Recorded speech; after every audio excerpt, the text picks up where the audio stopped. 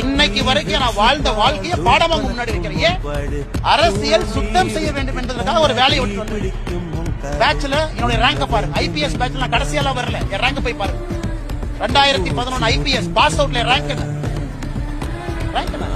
Number 2.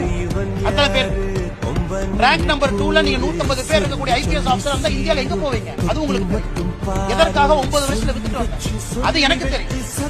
நான் ஏதோ சராசரியாக அப்படியே சேர்த்துக்கிட்டு கல்யாணமா என் மாமனார் கொடுத்த காசுல வண்டி ஓட்டிக்கிட்டு அதுல 2 நிறுவனத்தை நடத்திக்கிட்டு லாட்டரி வித்துலாம் இல்லனே, சொந்தமாக உழைச்சு உங்க முன்னாடி நின்று சுயம்பாக பேசிட்டு இருக்கேன். எந்த காட்ஃபாதரும் கிடையாது, 0 காட்ஃபாதர். அதனால மிக பெருமையா இருப்பேன். கொஞ்சம் வாய்ப்பேச்சு அதிகம், கொஞ்சம் குறும்பு அதிகம், கொஞ்சம் தன்மானமும் வைராகியமும் கொஞ்சம் அதிகம். அப்பப்ப பிரச்சனை மாட்டிக்கிறேன். அதுக்காக பிரச்சனை வந்தாலும் தன்மானத்தையும் வைராகியத்தையும் எப்ப விட மாட்டேன். எந்த பிரச்சனை வந்து தனி மனிதனாக விவசாயம் செஞ்சாலும் திரும்ப வந்துகிட்டே தான்.